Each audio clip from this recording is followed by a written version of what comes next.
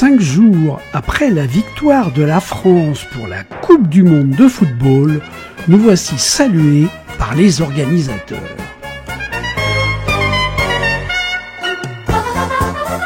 Fanzone, publicité, il reste de nombreuses traces de la fête dans Moscou.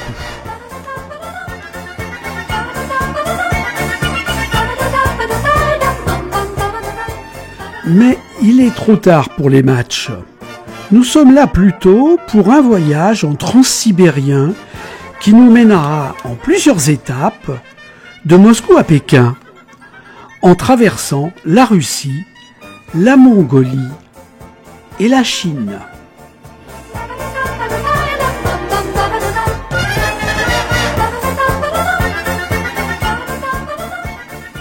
Nous découvrons Moscou avec Nina, notre guide. Le temps est couvert, mais il ne pleut pas.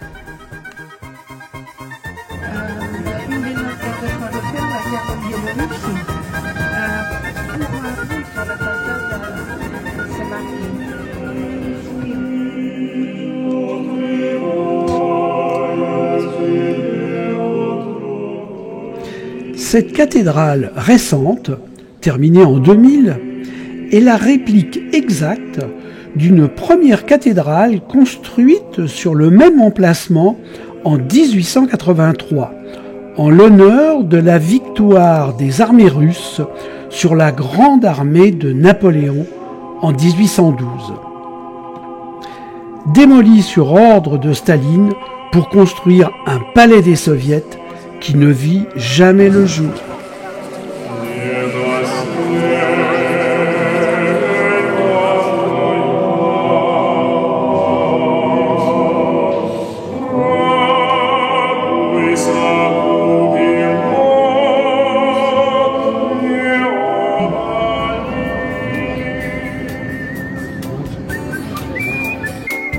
Le théâtre du Bolchoï.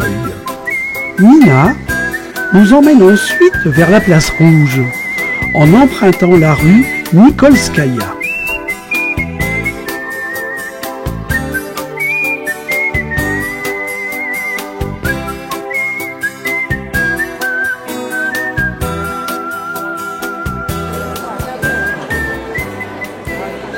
Au bout de la rue, l'accès de la place Rouge est fermé. Nous traversons donc la très chic galerie commerciale GUM.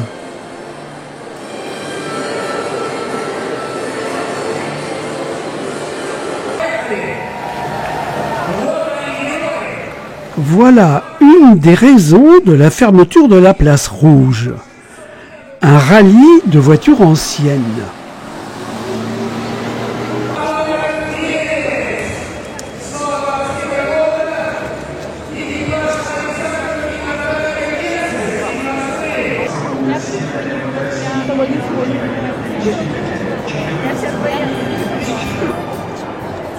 La basilique, édifiée au XVIe siècle sur ordre d'Ivan le Terrible, est sans conteste le monument le plus féerique de la place, avec ses bulbes polychromes et ses dômes torsadés.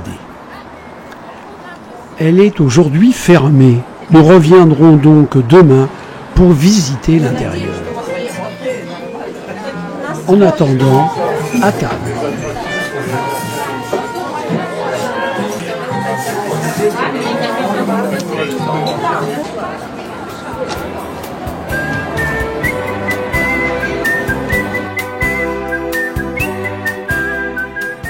Notre première visite du Kremlin sera pour le Palais des Armures, présentant de nombreux objets précieux réunis par les tsars russes.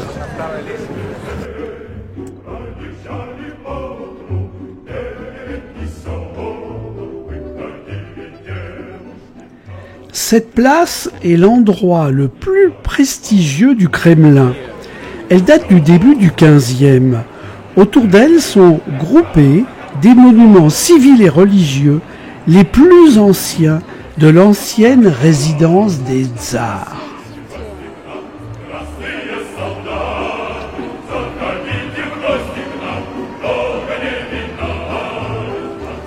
admirable mélange de style Renaissance et de style byzantin. Cette cathédrale servait autrefois de chapelle privée au grand prince de Moscou.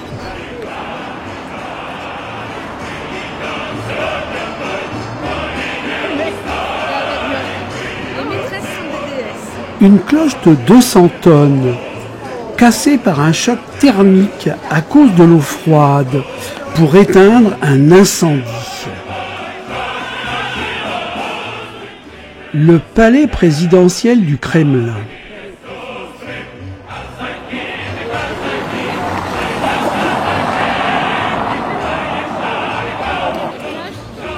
Le roi des canons n'a jamais tiré un seul boulet.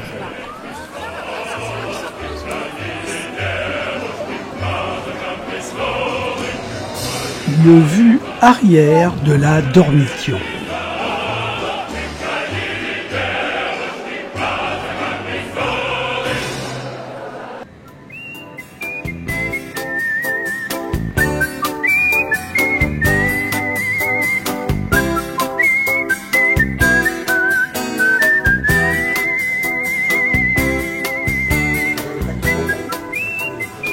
Un peu de repos avant de prendre ce soir le métro moscovite.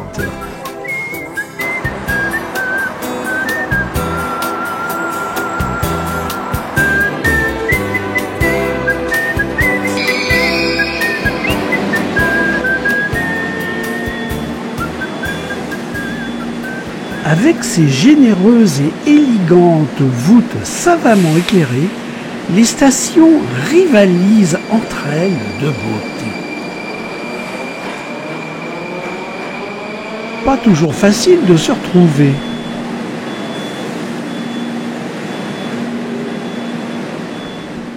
La construction du métro fut la pièce maîtresse du premier plan quinquennal soviétique. Hautement symbolique, comme beaucoup de projets des années 1930, il devait prouver que le socialisme pouvait faire aussi bien, et même mieux, que le capitalisme.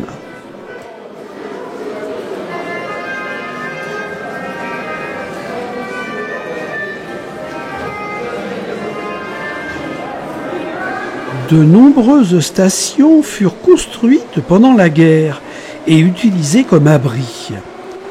Parc Pobedi est la plus profonde du monde.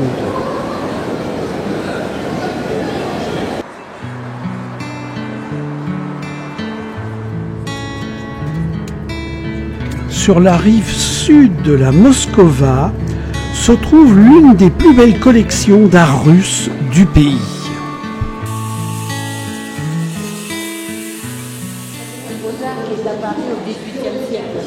Et le peintre Lysenko qui commence à montrer le corps humain. Le peintre qui aimait beaucoup faire les portraits des artistes. Nina nous présente des portraits du XVIIe et XVIIIe siècle, des sculptures et des chefs-d'œuvre du réalisme russe et des tableaux historiques magnifiques.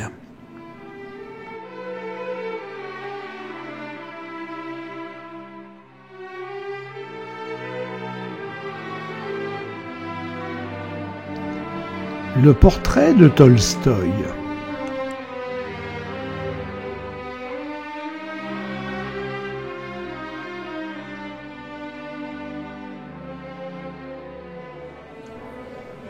Dans cette salle, un remarquable ensemble d'icônes de toutes les époques.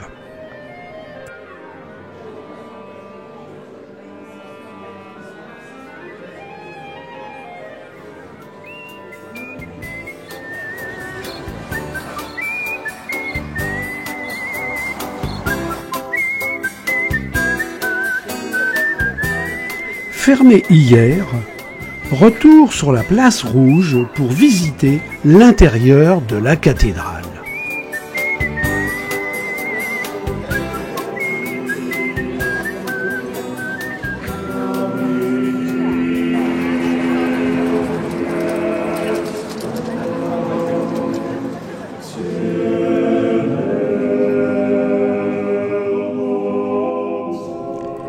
Ivan IV fit construire la cathédrale pour commémorer sa victoire sur les Tatars à Kazan. L'intérieur est de taille réduite, mais de toute beauté. On peut visiter ses 9 chapelles. Basile le Bienheureux, avec sa spiritualité provocatrice, vécut nu et d'aumône.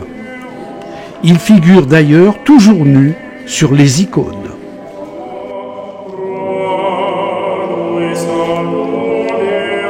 Aujourd'hui, l'église est un musée, mais un office religieux y est célébré chaque dimanche.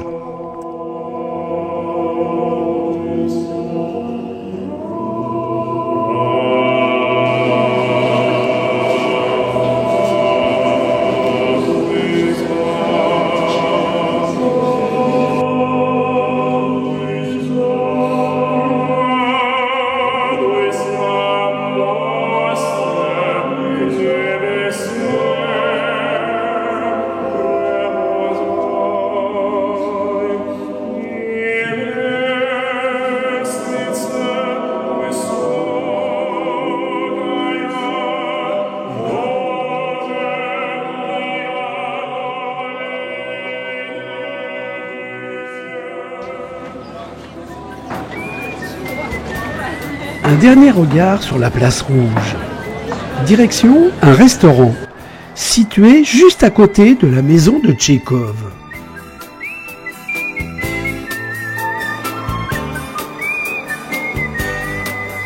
Cet après-midi, nous quittons Moscou.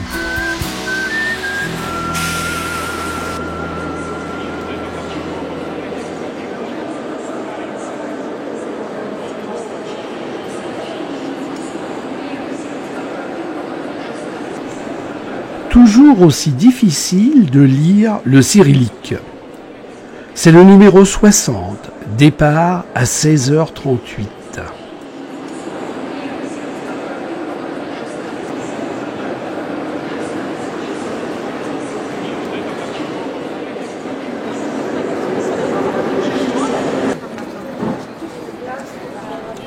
Avec l'aide de Nina, notre provenitsa contrôle nos billets.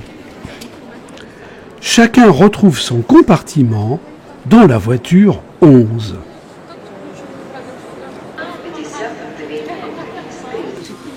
Hello. C'est vrai que pour qu'est-ce qu'on a mangé Oh, mais Jean-Jacques, tiens, ça parle de partout.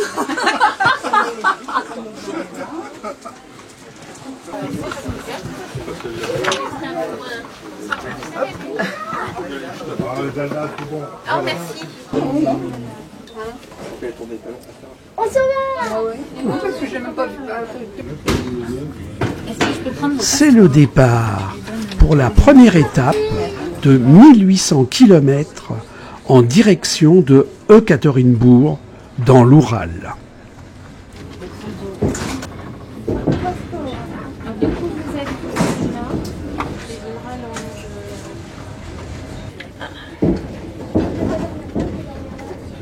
Notre provenitsa nous fait la promotion de RZD.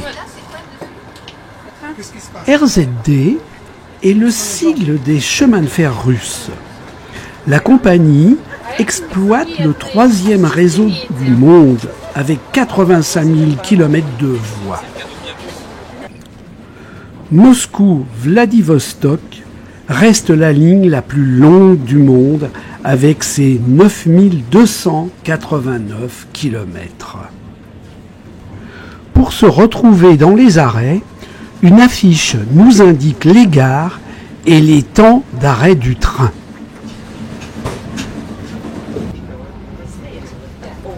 Dans chaque voiture, au bout du couloir, l'on trouve un samovar qui fournit de l'eau bouillante pour faire du thé, café, soupe lyophilisée, nouilles instantanées et plein d'autres mets. Les trains roulent à l'heure de Moscou. Sur toute la ligne, malgré les 11 fuseaux horaires, ce qui crée des décalages importants avec le Soleil. Cette particularité, qui date de l'époque soviétique, cessera en août 2018. Les arrêts varient de 2 minutes à 1 heure. Il faut donc bien surveiller les horaires pour ne pas rester en plan sur le quai.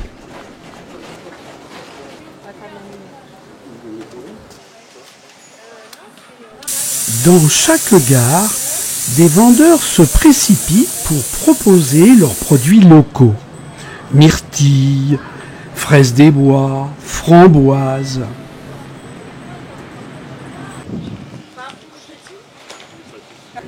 Les arrêts, sous la surveillance des Provodnitsa, sont propices pour fumer, se dégourdir les jambes, prendre l'air. Les compartiments, confortables, comportent 4 couchettes, 2 en bas et 2 en haut. Les garçons seront désignés d'office pour les 2 couchettes du haut. Bonjour.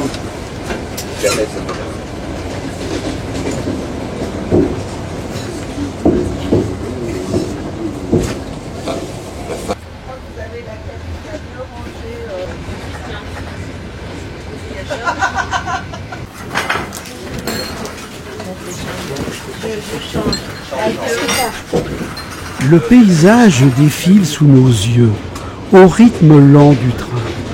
Il ne change pas beaucoup au fil des kilomètres. La ligne est tracée dans des forêts de bouleaux et de mélèzes. De temps en temps, de modestes maisons en bois surgissent dans le paysage.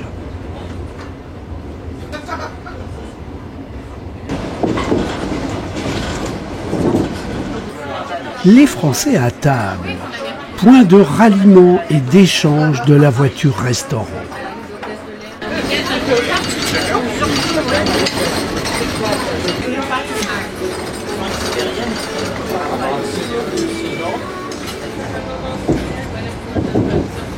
Une des principales activités reste la photo souvenir et les prises de vue de nombreux paysages magnifiques. Mais non, c'était pour la photo.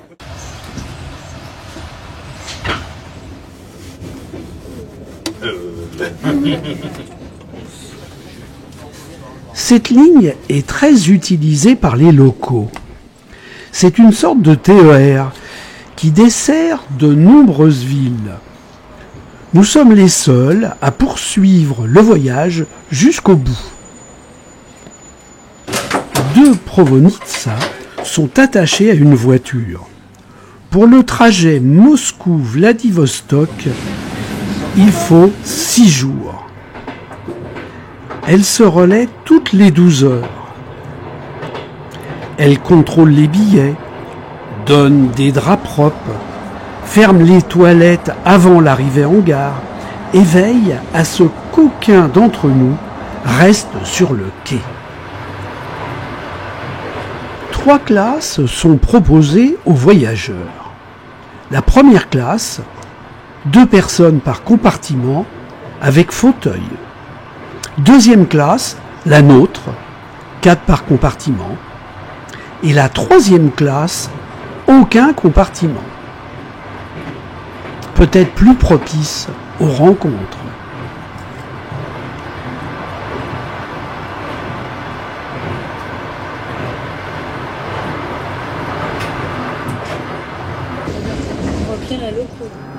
Un arrêt en pleine voie. Les techniciens cherchent le long des voitures. Cela nous permettra de voir qu'il y a un policier par train.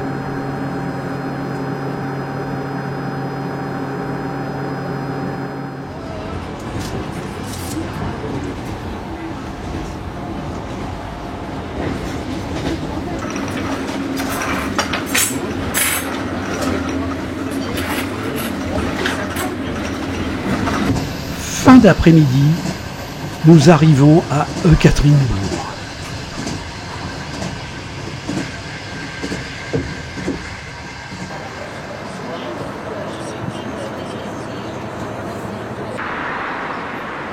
Après une bonne nuit à l'hôtel, Anastasia, notre guide, nous emmène visiter une église orthodoxe bâtie sur le terrain de la villa Ipatiev, où le dernier tsar de Russie, Nicolas II, fut exécuté avec sa femme, ses enfants et plusieurs de ses serviteurs par les bolcheviks durant la guerre civile russe en juillet 1918. Un musée est consacré aux souvenirs des Romanov.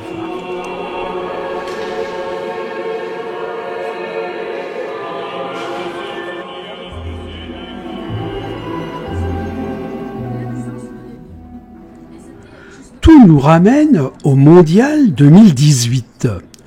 Ce stade, avec son architecture atypique, a 2 tribunes sur échafaudage qui seront démontées après le Mondial. Arrêt au monument en mémoire des victimes du stalinisme. Il y a ici 20 000 corps qui ont été retrouvés et les noms sont indiqués sur les stèles.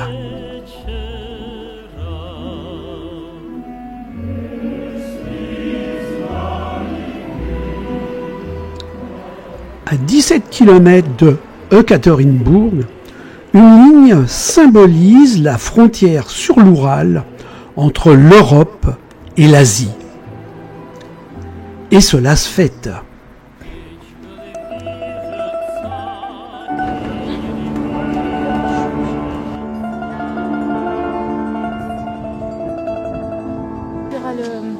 La mine où les restes ont été jetés la première nuit. Un monastère s'élève maintenant autour de l'ancien trou de mine où furent jetées les dépouilles des Romanov.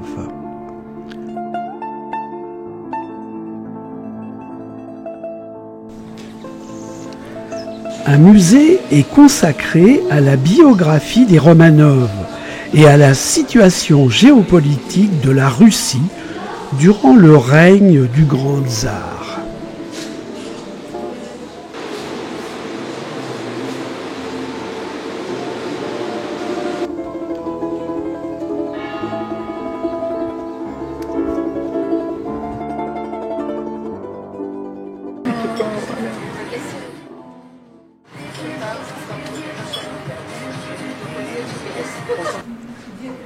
Ce musée rassemble un assortiment assez original de pierres et minéraux de la région. Это наше украшение, это наши деньги, золото.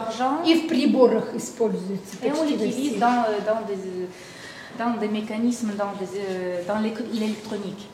Так. А это змеевик. Ça, c'est la serpentine.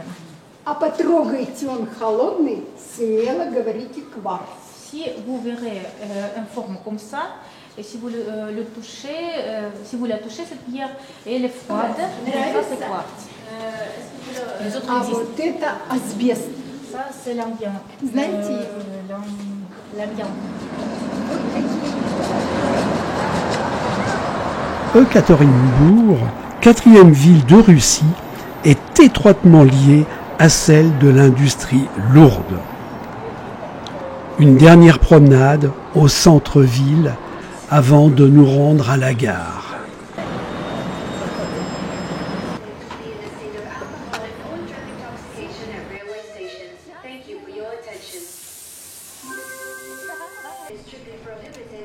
Le ravitaillement est fait. La traversée de la Sibérie sera le tronçon le plus long de notre périple. 3300 km en 2 jours et 3 nuits.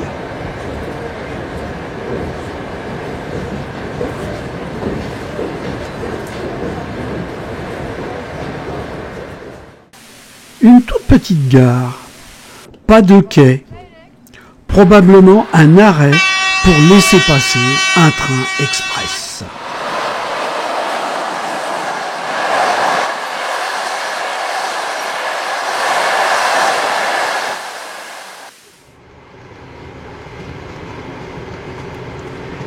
échanges, lectures, jeux, défilement du paysage, surveiller les prochaines gares et manger sont nos principales activités. Sur le trajet, toutes les gares ont gardé une vieille locomotive à vapeur.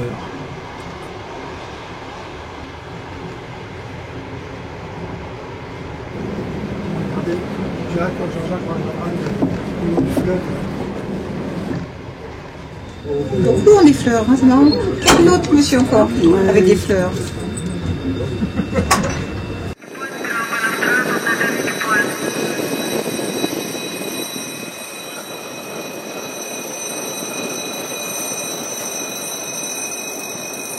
Irkoutsk, c'est par là, tout droit.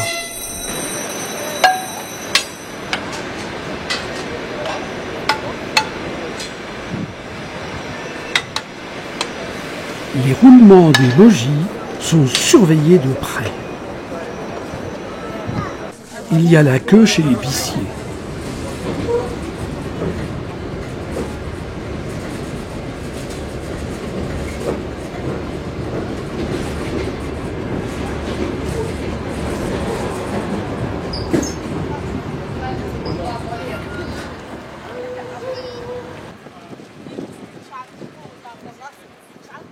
Comme d'habitude, les petits vendeurs se précipitent. On trouve même ici du poisson séché. Véhicule roulant vers l'est, sûrement pour les manœuvres Vostok 2018, conjointes avec la Chine et la Mongolie en septembre de cette année. Nous aussi, nous roulons vers l'est.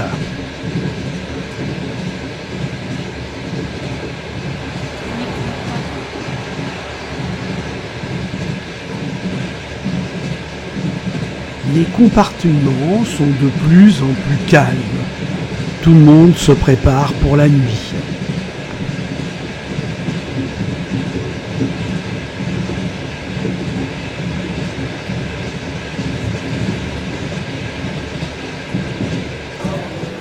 Novosibirsk, 1 heure d'arrêt. Tout le monde en tenue de nuit sur le quai.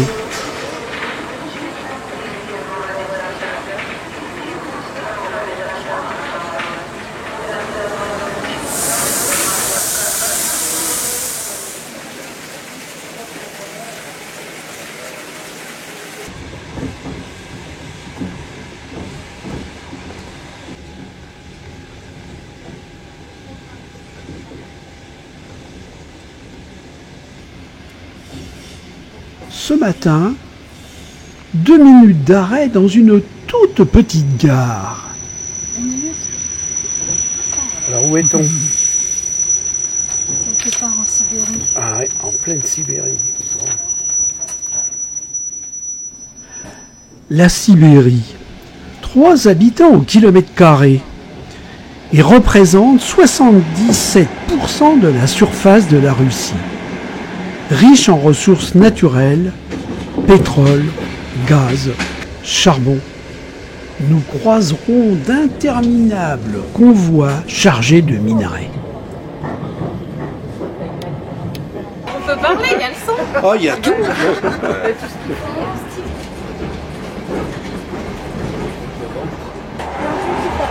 Hein? Coucou.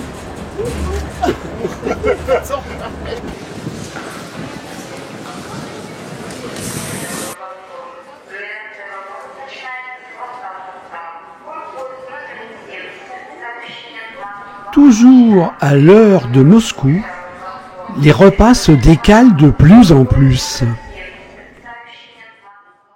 16h le prochain repas. 16h. Excusez-moi de vous annoncer ça juste à peine sorti de table. Ça nous rassure. Hein. 16 heures. Dans 5 heures. Dans 5 heures.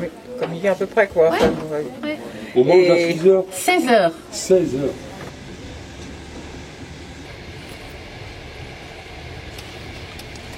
Nous arrivons à Irkoutsk.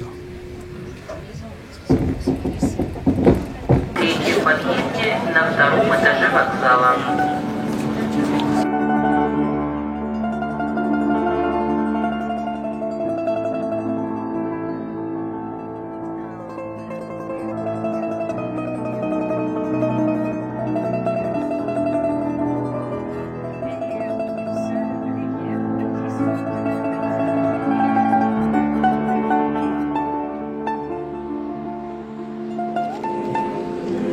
Cathédrale orthodoxe fondée en 1693 en bois, puis reconstruite en pierre en 1760.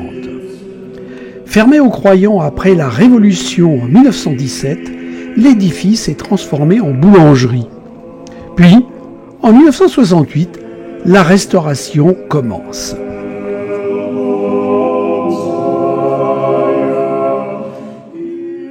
C'est la plus ancienne église en pierre de la ville.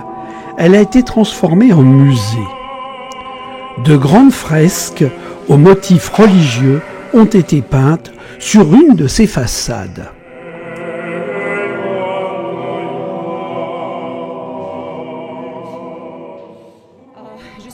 Anna, notre guide, nous emmène en centre-ville.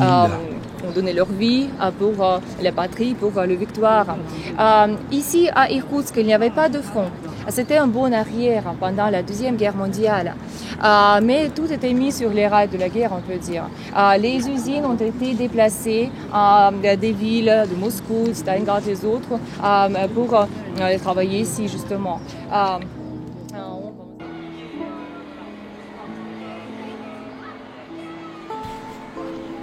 Encore beaucoup de maisons en bois.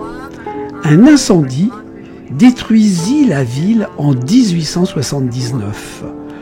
Le gouverneur de l'époque obligea de reconstruire en pierre.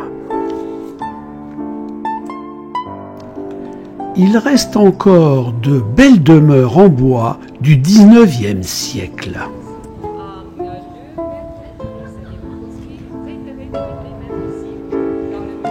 Influencée par la Révolution française, l'insurrection des décembristes est une tentative de coup d'État militaire qui s'est déroulée à Saint-Pétersbourg le 14 décembre 1825, afin d'obtenir du futur empereur Nicolas Ier une constitution. L'insurrection fut durement réprimée. 80 insurgés furent condamnés aux travaux forcés. 11 de leurs épouses les suivirent à Irkoutsk, près du Bagne. Après leur libération, ils s'installèrent et tentèrent de récupérer leurs biens. La maison Volkonski est devenue le centre de la culture d'Irkoutsk.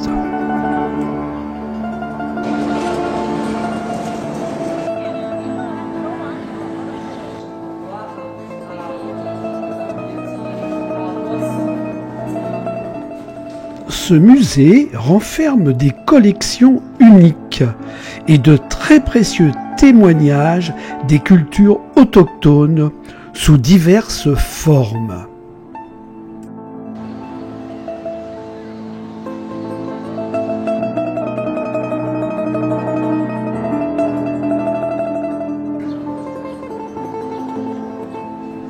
Ce soir, pour l'apéro, ce sera vodka.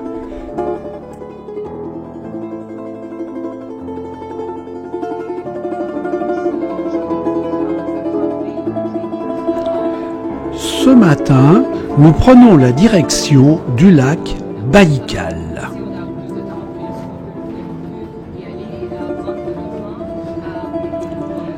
À mi-chemin, un arrêt dans un village musée.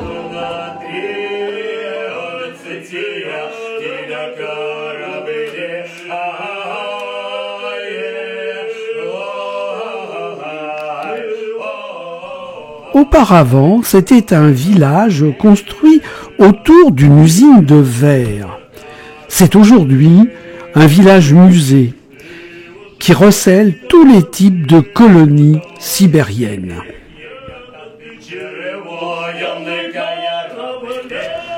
On peut y découvrir un moulin, une église, une école paroissiale et la tour d'un fortin traditionnel.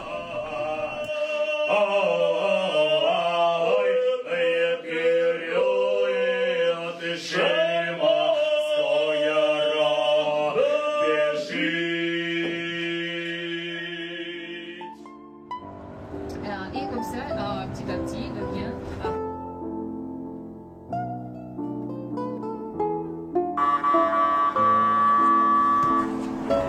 Listovianka est située à l'endroit où le lac Baïkal donne naissance à la rivière Angara.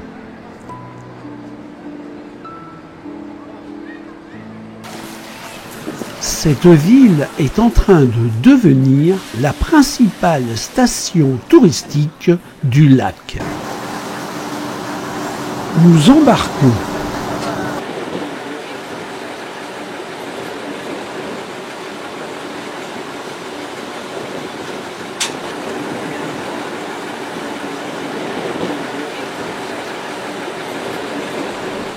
Nous concentrerons notre navigation sur la naissance de la rivière Angara.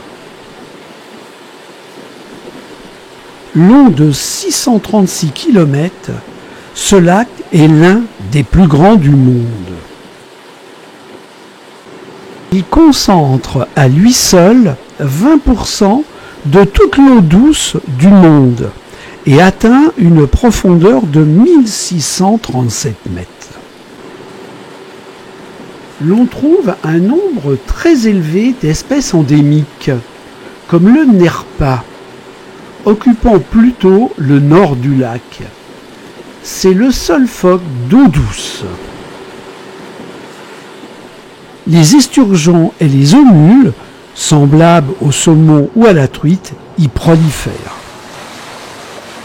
Ça va devenir rouge.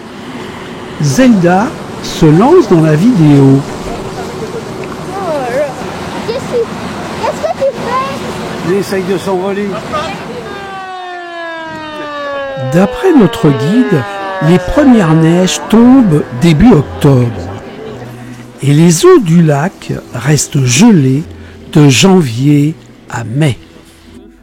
Malgré le soleil, il fait plutôt frais et l'eau est froide.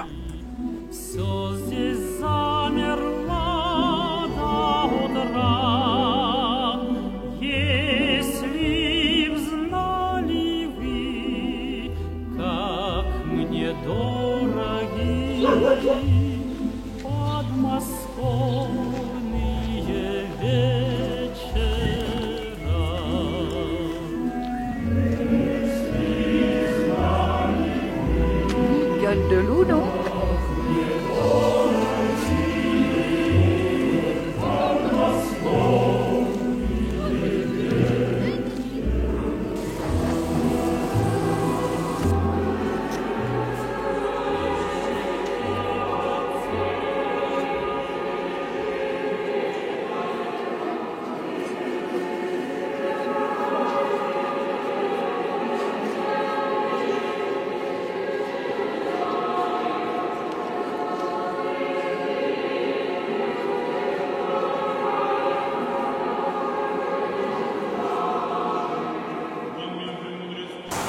C'est le départ. 3h08, heure de Moscou, 8h08, heure locale.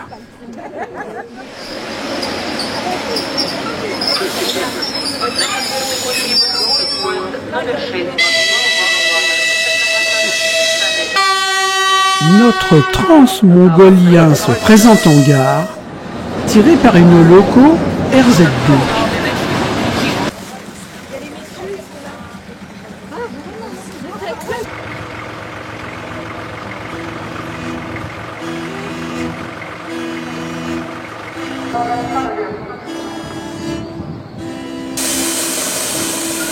On change de locaux.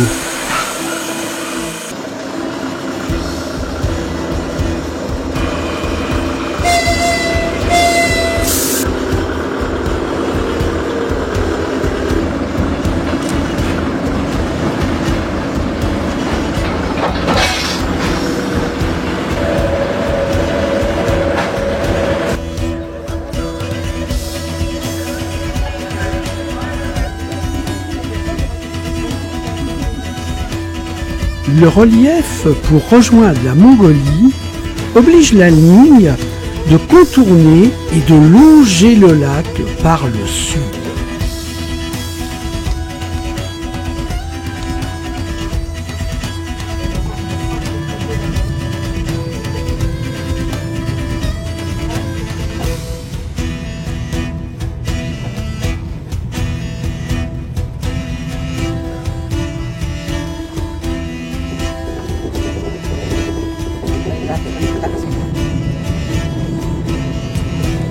Le panorama est inoubliable et l'on pense au savoir-faire des ingénieurs et ouvriers qui ont construit cette voie dans des conditions difficiles, l'hiver comme l'été.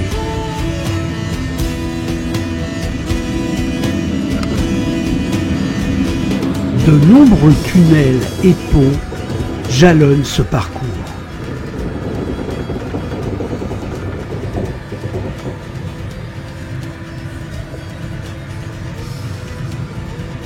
Le train avance lentement vers l'est, en longeant les rives désertes du lac.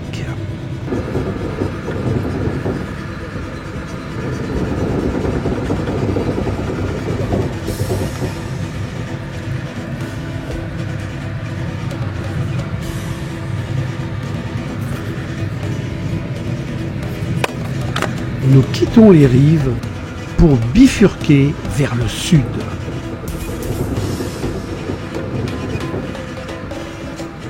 Alors là, je deviens imbattable dans la préparation des soupes et nouilles chinoises.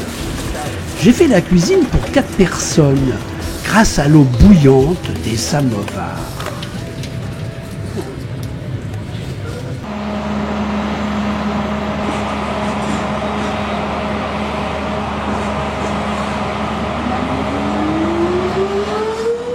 Cette puissante loco électrique nous abandonne pour être remplacée par une loco diesel.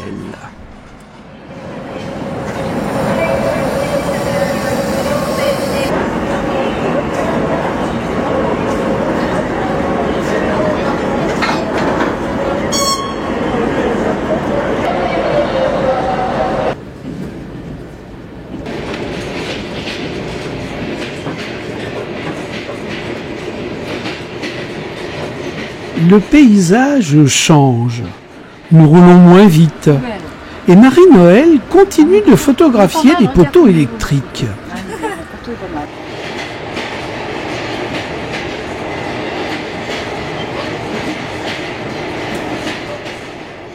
Le soleil est bas avant la frontière. Nous roulons dans la steppe forestière sur un vaste plateau situé à 1500 mètres d'altitude.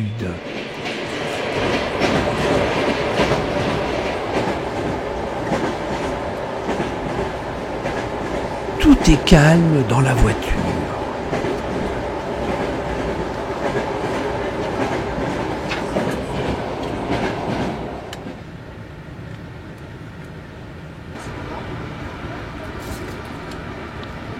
Nous approchons de la frontière mongole.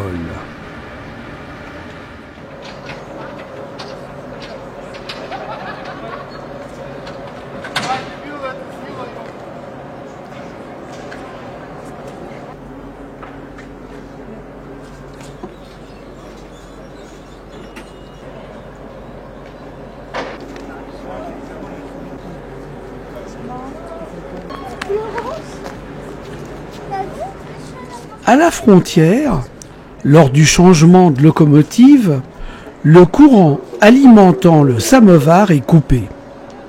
Pas de problème, notre provenista allume le feu pour réchauffer l'eau. C'est moderne d'avoir un truc aussi. Ah ouais. Ancien.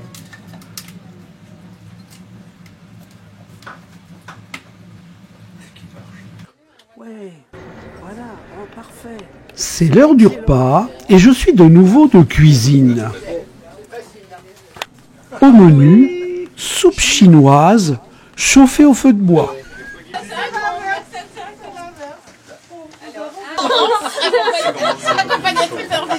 arrivera bien. De bon matin, frontière passée, lit fait, nous roulons en Mongolie, pays grand comme 3 fois la France, peuplé de 3 millions d'habitants. Oulan-Bator n'est plus très loin.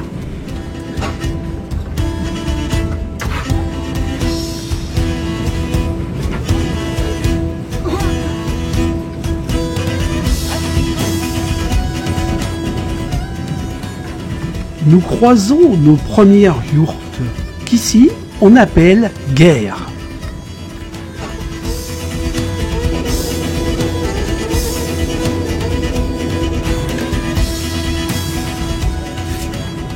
Nous approchons de la capitale, une des villes les plus polluées du monde. Victime de son succès économique, Oulan-Bator est située dans une cuvette qui concentre les particules fines.